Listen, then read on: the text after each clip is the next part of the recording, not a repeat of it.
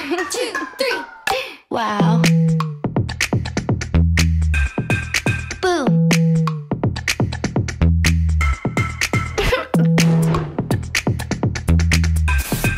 What? Bye. Hai Bun, back again with me Rachel Venya. Hari ini di Mi Rachel aku akan ngobrol bareng seseorang yang sangat-sangat spesial buat aku karena katanya mother and daughter never truly part, maybe in distance but never in heart. So please welcome mama aku tersayang, Mami Vince. Hai. Nah gimana nih perasaan ngobrol bareng aku di Mi Rachel kali ini, karena aku nggak pernah ngundang mama aku di semua semua podcast atau YouTube aku. Soalnya aku tuh ngerasa kalau misalnya ngundang mama aku tuh suka kayak aku tuh nggak mau menunjukkan kelemahan aku ke mama aku. Jadi aku kadang suka cepet terharu gitu. Gimana nih perasaannya? Deg-degan. Ya pertama kali kan diajak podcast gini. Nah hari ini aku mau ngajak Mami main kartu. Jadi nanti pertanyaannya ada di kartu ini. Jadi ini namanya The Deep Talk Between Mother and Daughter. Aku juga belum tahu ini kartunya pertanyaannya apa. Jadi aku juga nggak tahu pertanyaan yang dikasih Mami ke apa. Jadi kita squid dulu. Siapa yang duluan? Oke? 1, 2, 3. Aku menang, jadi aku duluan.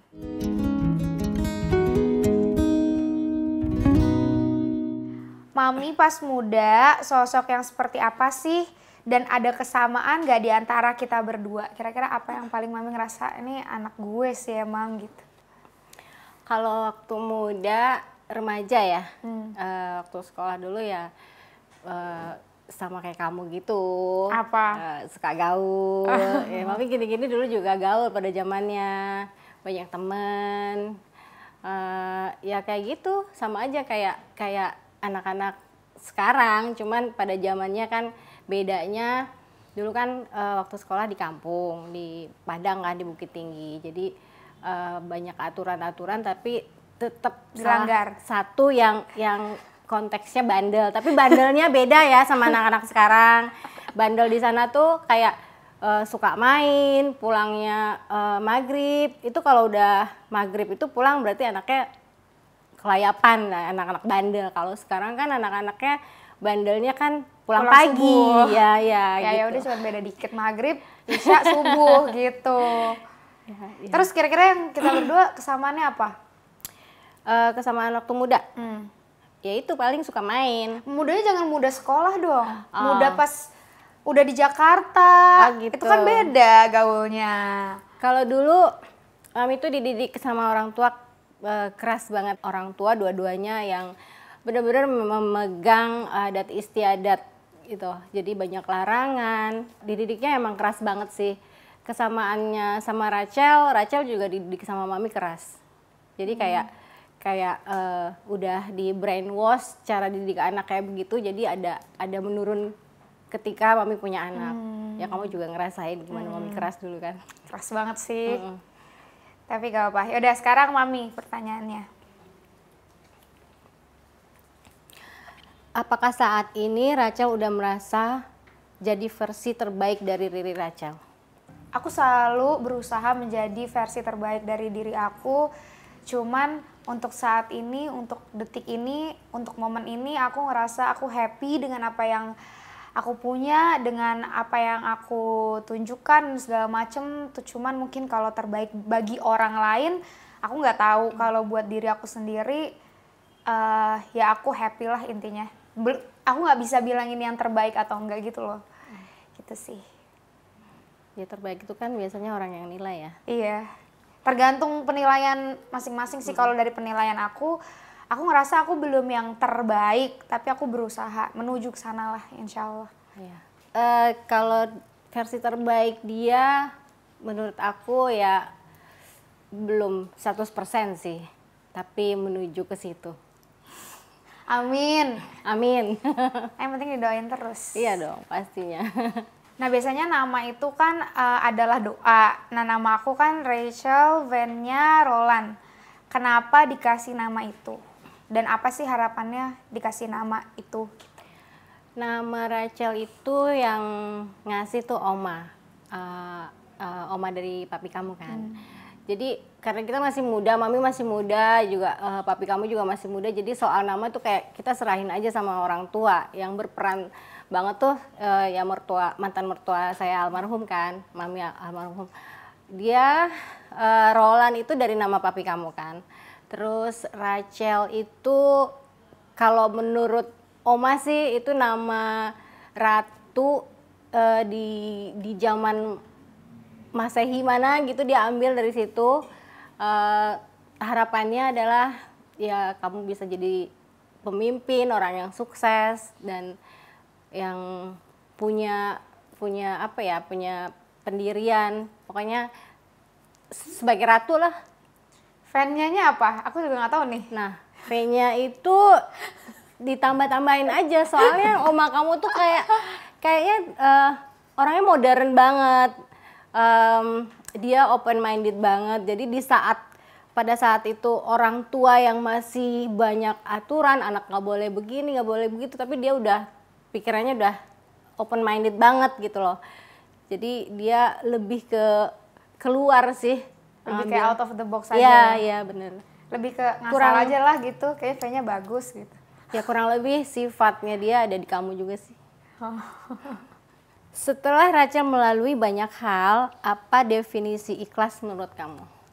Definisi ikhlas menurut aku itu saat kita dikasih masalah atau kita dikasih tanggung jawab itu kita terima tanpa tapi sih. Jadi ya udah terima aja, nggak pakai tapi aku sulit, tapi nah itu dia, menurut aku emang ikhlas tuh susah ya menjalaninya. Semoga aja kita bisa berteman dengan ikhlas. Ya udah banyak juga kan ujian-ujian selama ini. Ya udah terima aja. Tapi kalau kita udah ngelewatin nanti pas diingat tuh kayak, ih gue udah pernah ngelaluin ini loh, kayak seru gitu ya. Kayak hebat banget ya. Iya, gitu. udah sampai segitunya gitu. Ya, you know lah. Iya. Mami tuh selalu ada di setiap titik rendah aku tuh, bukan cuma sekali, 2 kali. Kayak dari kecil tuh ada aja titik rendah aku yang kadang kalau orang lain ngelihatnya dan banyak orang lain yang nggak tahu tuh, itu tuh hal-hal berat gitu sebenarnya. Tapi pas buat kitanya yang ngejalanin karena udah lewat ya, kadang ya udah kita makan aja lah apapun yang masalah dan semua tanggung jawab yang dikasih ke kita dan resiko-resiko dari perbuatan kita juga gitu. Kalau soal berat sih udah makanan kita dari dulu sih. Dari mami muda, dari kamu kecil, kamu tumbuh remaja, dewasa, itu kayaknya berat semua. Tapi di sela-sela itu ada kebahagiaan sih. Tapi luar biasa sih mami ngelihat kamu tuh benar-benar bisa ngejalanin itu semua dengan kuat gitu. Mami ya bersyukur. Ya. Aduh tuh kan, kalau podcast sama nyokap tuh beda gitu loh rasanya. Dulu mami tuh punya kekhawatiran nggak sebelum aku lahir? Dan waktu pas aku lahir tuh mami tuh udah siap nggak sih jadi seorang ibu? Dulu mami tuh menikah muda. Waktu itu mami nikah muda karena terpaksa. Terpaksanya dulu kan ketemu sama papi kamu kan di luar negeri ya, di Australia. Mami itu punya orang tua yang bener-bener nggak boleh yang namanya pacaran, nggak boleh jalan malam sama temen, nggak boleh keluar malam. Jadi yang namanya kita masih muda, tinggal di luar negeri, kenalan ya kan jiwa-jiwa. Karena ini mami dulu jiwanya tuh yang apa ya, explore gitu. Jadi nggak bisa tuh yang nggak kemana-mana. Jadi ketahuan punya pacar gitu. Dikasih pilihan dulu, kamu mau sekolah atau mau nikah? Kalau mau sekolah nggak boleh pacaran. Jadi tuh kayak ya udah deh, karena udah keracun sama kebiasaan di Australia. Anak-anak yang udah 17 tahun itu kan bebas ya, bisa mau ngapa-ngapain aja, jadi kayak ke bawah-bawah gitu, ngeberontak ya udah milih nikah aja deh biar bebas, biar udah nggak dilarang-larang lagi gitu. Akhirnya ya pilihannya ke menikah. Jadi kalau ditanyain siap apa nggak punya anak waktu masih muda banget, itu ya belum siap sih ya. Tapi waktu itu disupport, maksudnya oma kamu tuh bener-bener sayang banget sama mami pada saat itu. Jadi dia juga yang excited kalau mami punya anak, karena itu anak pertama ya. Cucu pertama. Jadi dia tuh yang selalu ngebesarin hati mami. Ya udah ini, ya itu mau nggak mau dijalanin. Siap nggak siap kan, apapun itu harus dijalanin. Apa sih kekhawatirannya? Kekhawatirannya dulu ya pas kamu lahir tuh semua orang senang lah sekeluarga, lahir anak yang lucu. Ya kamu lihat aja Cafa ya, kamu tuh mirip banget sama Cafa waktu kecil. Jadi ya bahagia, senang, jadi justru malah penghibur jadinya kalau ada apa-apa gitu ya, karena keberadaan kamu tuh bikin bahagia semua orang, nyenengin. Aku tuh katanya cucu kesayangan dari dua pihak gitu. Banget. Karena kalau dari mami kan dan nenek kan cucunya udah banyak kan, udah mami kan anak terakhir, jadi dari kakak mami kan udah punya anak juga, jadi cucunya udah banyak. Kalau dari oma, dari pihak papi kamu kan cucu pertama, itu bener-bener kamu tuh dulu yang apa-apa tuh ya buat kamu, semuanya pokoknya bener-bener di spoil banget. Malu. Apa ketakutan terbesar kamu tentang mami, anak-anak, ataupun diri Rachel sendiri? Ketakutan terbesar aku tuh kelemahan aku tuh emang keluarga. Jadi aku tuh selalu, jadi kalau misalnya aku tuh sering banget kan berantem sama mami. Dari dulu aku selalu berantem sama mami. Yeah. Tapi dulu tuh nenek aku tuh selalu bilang kalau jangan berantem lebih dari 3 hari dan jangan berantem lebih dari 3 hari. Jadi kadang tuh setiap aku berantem sama mama aku tuh aku mencoba untuk, mungkin sampai saat ini ya, setiap abis 3 hari itu ada waktunya tuh. Setelah 3 hari tuh aku pasti mencoba berusaha, walaupun emang nggak yang mungkin nggak bikin tersentuh-sentuh amat, tapi aku mencoba atau berusaha untuk baikan, entah kayak gimana caranya, kayak ngirim bunga kayak Ya, atau ngirim kue kayak atau apa kayak gitu.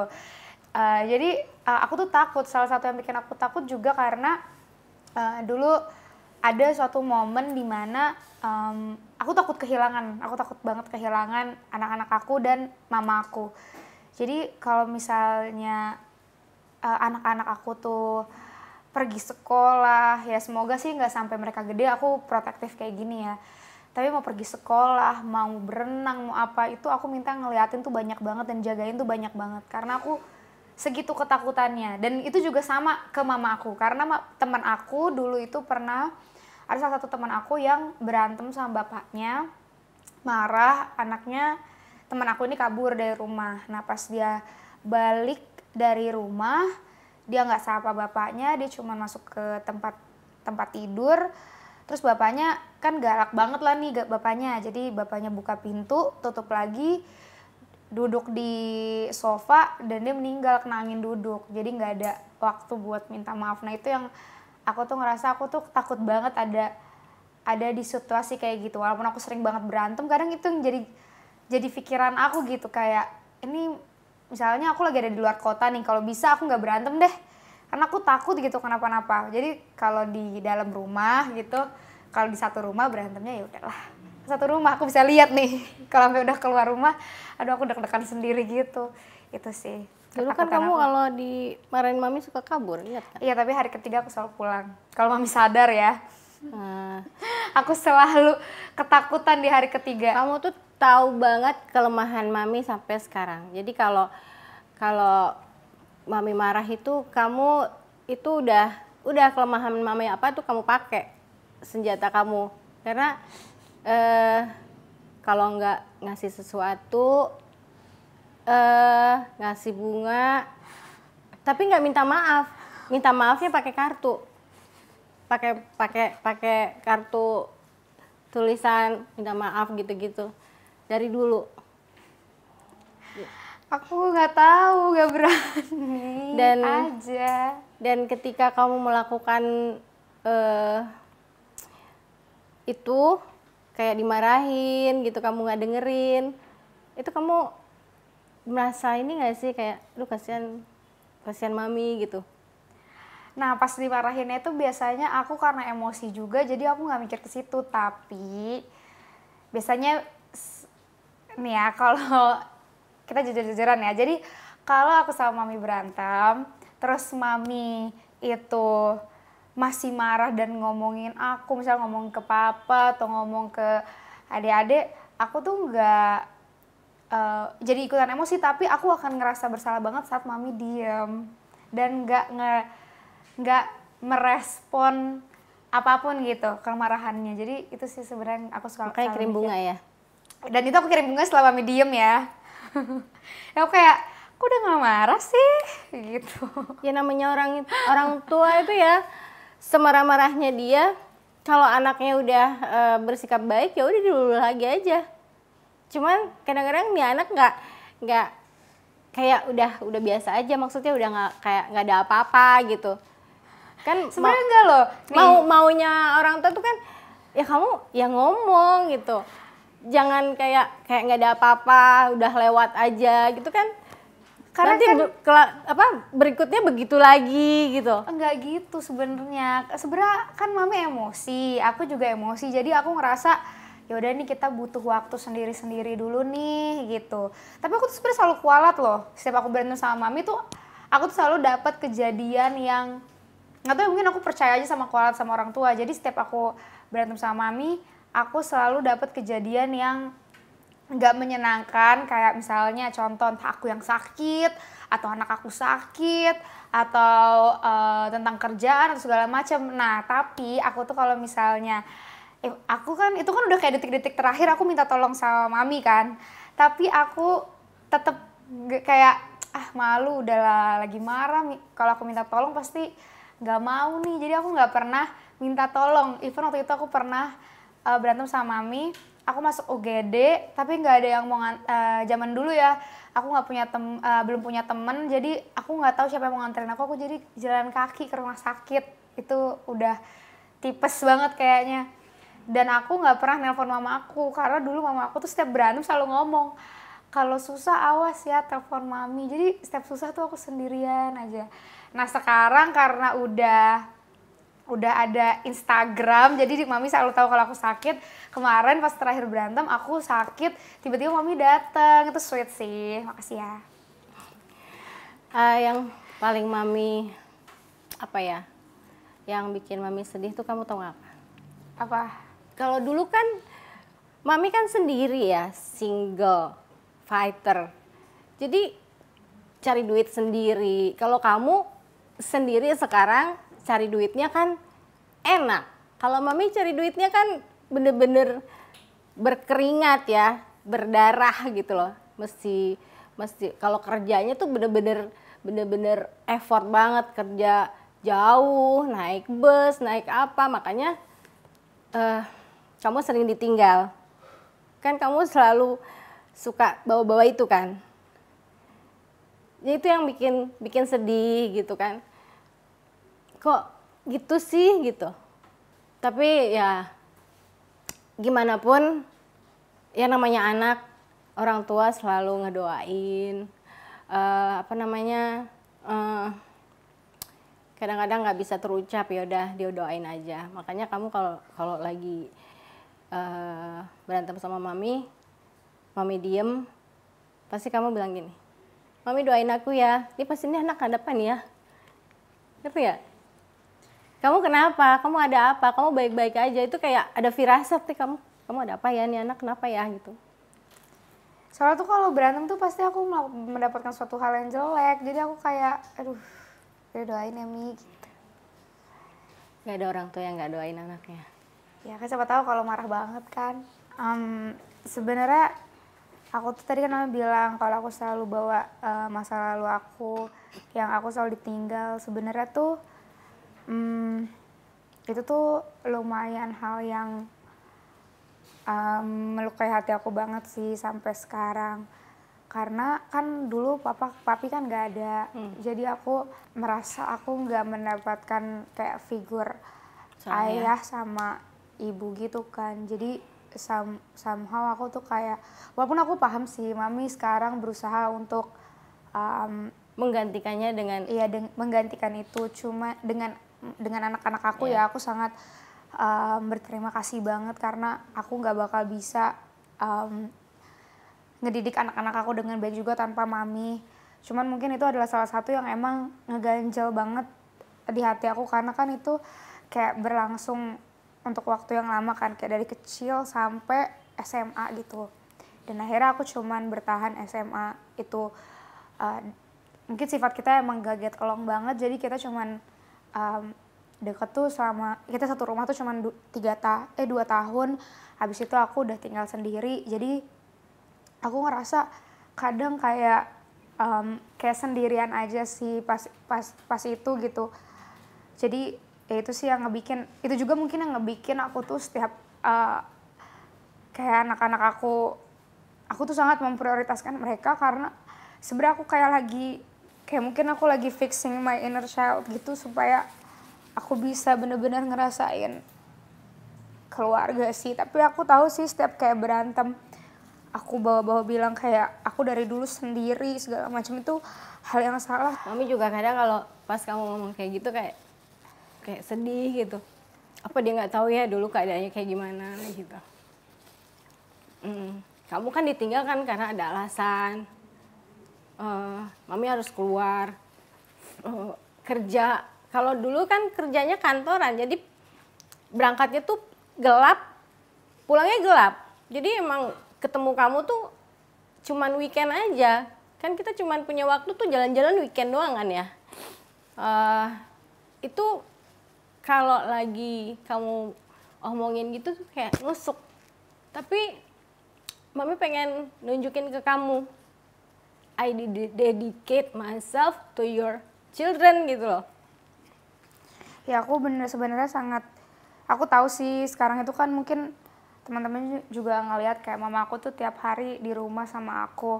Aku tuh ngerasa banget kalau Mami tuh kayak pengen ngulang waktu karena saat itu tuh aku tuh dititipin kan ke nenek sama kakek pas kecil. Jadi aku ya gitu, cuman emang kadang-kadang tuh ya karena aku ngerasa kayak aku kehilangan banyak masa kanak-kanak yang lain rasain, jadi kayak aduh misalnya. Ya kayak gitu sih. Aku minta maaf ya Mi, karena kadang kalau aku lagi emosi aku ngebawa itu gitu. Tapi itu terbayar sih. Tuhan tuh memang benar, orang bilang Tuhan tuh tidak tidur.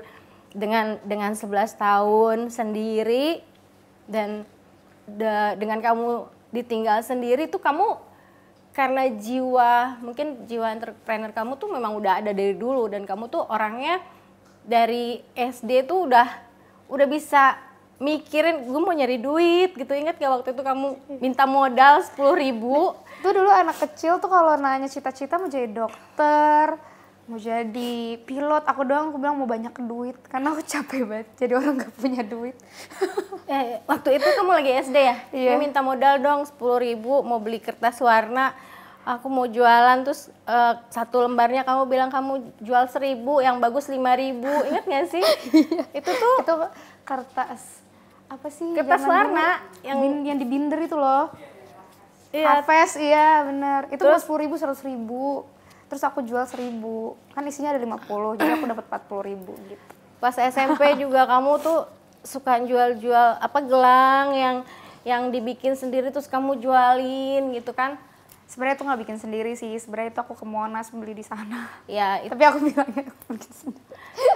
SMA juga kamu jual ini, jual itu. Ya kamu ngebentuk diri kamu sendiri. Jadi bakat yang ada di kamu tuh kamu asah sendiri itu luar biasanya. Coba kalau misalnya kamu tuh hidupnya enak, mungkin nggak seperti itu jiwa dan pikiran kamu kan nggak sampai kayak begitu kan. Nah, jadi semua yang nggak enak dulu tuh terbayarkan. Ya mudah-mudahan kamu bisa menjaga itu ya. Insya Allah. Sama didoain terus. Pasti dong. Oke. Kalau bisa ngulang waktu, ada nggak hal yang Mami pengen ubah di masa lalu? Kalau mau ulang waktu sih, sebenarnya nggak ada yang pengen Mami ubah sih, karena yang Mami lihat hasilnya sekarang. Mami punya cucu yang lucu. Kalau ngulang lagi pasti dengan orang yang lain yang berbeda ya. Mungkin nggak ada Cafa, nggak ada Sabiru gitu kan, yang nggak ada yang Mami pengen ubah. Kalaupun ada, berharap ya Mami punya banyak waktu buat kamu, seperti halnya kayak kamu single fighter, tapi kamu bisa kerja di rumah sambil lihat anak-anak. Kalau Mami dulu nggak bisa seperti itu. Kamu pernah malu nggak dulu dibesarkan dari ibu tunggal? Aku nggak pernah malu dibesarkan ibu tunggal. Malah aku tuh bangga banget karena menurut aku mama aku tuh cantik banget. Makasih. Jadi dulu tuh ada hal yang bikin aku sedih tuh dulu karena aku tuh cuman bisa mamerin Mami tuh pas ambil rapot. Cuman nggak bisa karena Mami kerja. Dulu juga kamu suka marah tuh. Ingat gak waktu itu Mami lagi kerja, Mami bilangnya Mami single kan? Mami sembunyiin kamu dari orang-orang kantor.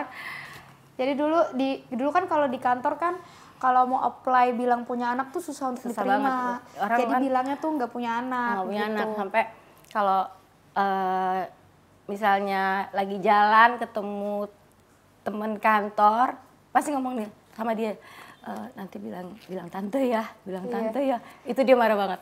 Itu Kamu marah banget. Bener-bener kesel banget sih, kayak mungkin pas itu karena masih kecil jadi kayak paham tapi nggak mau paham gitu, denial aja gitu, jadi kayak kesel aja, kayak merasa nggak diakuin, tapi sebenarnya ada alasannya, cuman ya mungkin masih kecil juga sih. Tapi sekarang aku ngerti sih alasannya, karena aku sekarang juga punya kantor juga merasakan sih. Itu kalau nggak salah, Mami kan kerja di perusahaan itu 10 tahun ya. Tahun ke-6 baru Mami mengakui sama atasan kalau Mami tuh sebenarnya punya anak. Baru Mami bawa kamu ke kantor gitu. Ya maaf ya. Ya apa-apa. Waktu itu kesel sih, tapi sekarang. Tapi orang percaya karena kan masih muda banget ya, bahkan orang lain aja mikir, oh ini adenya ya, ini ponakannya ya. Dia udah dan kesel itu banget. Ya, teman-temannya Mami tuh kayaknya banyak yang nggak punya perasaan ya. Selalu ngomong, kok cantikan ibunya sama aku kan masih kecil ya. Orang mah kan ngomong, ih cantikan anak lu, biasanya gitu ya, orang yang waras gitu. Kita masih kecil udah di mental breakdance sama orang. Gitu deh ceritanya. Ada ya, aku ya? Struggle yang paling diingat ketika membesarkan aku itu apa? Dan sesusah apa sih jadi ibu tunggal? Membesarkan kamu itu struggle-nya luar biasa. Mami ada ingat nggak salah satu hal yang paling Mami tuh struggling banget? Misal satu momen apa sih? Sebenarnya banyak sih. Dulu sempat juga waktu bayi, pas lagi susah-susahnya sampai nggak bisa beli susu. Oh, yang Mami pergi ke rumah Iya, Om itu ya? Waktu itu kita lagi tinggal di Pelumpang Semper di Jakarta Utara. Kebetulan kakak Mami ada juga di situ. Mami gendong kamu pakai kain, naik oplet ke rumah Om. Waktu itu dia masih di situ, minta uang buat beli susu. Emang nggak bisa telepon? dulu belum ada telepon kali ya. Dan kalaupun udah ada kan lagi susah nggak punya telepon. Nah, terus setelah kamu dewasa, struggle-nya itu yang ngadapin kenakalan kamu yang aduh bikin pusing. Ada satu momen yang dimana aku sedih banget dan di situ aku ngerasa kayak mama aku tuh ya aku kasihan lah dan aku ngerasa mama aku tuh hebat banget itu di saat aku demam berdarah. Waktu itu tuh zaman dulu demam berdarah tuh parah banget dan waktu itu lagi zamannya demam berdarah. Nah pas aku demam berdarah itu aku kan orangnya suka nguat-nguatin diri aku. Jadi aku tuh dari kecil emang kalau misalnya sakit kayak pas udah panas tuh pasti panas banget. Nah pas panas banget itu mama aku udah ibaratnya kayak udah mau pingsan gitulah saking nggak bisa apa ya kayak udah sesak nafas kayak gitu. Terus dibawa mama aku naik taksi. Terus udah kayak gitu aku tuh jadi aku bisa dengar mama aku tuh nelpon aku atau nelpon siapa. Terus dia bilang kayak mami bilang aku masih ingat sampai sekarang mami bilang pokoknya mami takut karena mami cuma sendiri. Terus mami bilang kalau mami takut kalau ditinggalin sama Rachel gimana karena sekarang aja udah sendiri. Nah abis itu pas lagi di rumah sakitnya, nah baru dia ketahuan aku demam berdarah kan. Nah di situ mami juga ngomong dan aku denger mami ngomong kayak gini, tolong ya, aduh sedih ah. Itu mami telepon papi kamu waktu itu? Sama waktu itu ada satu lagi yang mami nangis-nangis kayak parah banget nangis-nangisnya itu gara-gara jadi aku sama om aku waktu itu mau ngambil barang mami di supermarket gitu. Terus kita nyasar sampai tengah malam. Pas pulang aku mau buka pintu, aku denger suara mami teriak-teriak, Rachel gitu kayak kayak orang udah kehilangan akal sehat gitu. Iya pastilah. Ya udah itu sih paling mungkin banyak lah sebenarnya mungkin karena sendiri juga dan merasa harus menjadi figur ayah dan ibu di satu waktu, di satu badan dan belum lagi tapi anaknya tuh harus tumbuh, harus dilihat tapi nggak bisa karena harus kerja juga bukan kerjaan yang gajinya besar gitu. Kita juga waktu dulu kan kita numpang di rumah nenek. Iya. Jadi satu rumah tuh ada 3 keluarga. Jadi waktu itu sempat juga karena mami kerjanya di Jakarta, kamu tinggal di Bekasi, jadi kayak mami mesti ngekos dulu, terus pulangnya kalau udah hari Jumat, terus kalau misalnya pas telepon nangis-nangis, ada yang nakalin, itu tuh sempat gak malam-malam mami, karena kamu nangis-nangis itu malam-malam naik taksi ke Bekasi cuman pengen lihat kamu, terus mami balik lagi, ingat gak? Terima kasih ya, udah kuat. Mami juga makasih ya udah kuat. Anak yang kuat, yang tangguh, dan luar biasa. Nah, banyak kan orang-orang nyangka aku tuh lahir dari keluarga yang punya privilege. Bener nggak sih? Bener-bener unconditional love tuh ya mau anak kelakuannya kayak gimana, mau anak istilahnya dibenci orang kayak gimana, dia tetap anak gue gitu loh. Gue sayang sama dia tetap. Soalnya waktu di Bekasi kan kamu lumayan, kalau jalan kaki lumayan jauh juga kan sekolah. Kan kalau yang di Bekasi naik aku tapi cuma sekali naik. Akhirnya kamu cari pacar yang punya motor ya? Iya.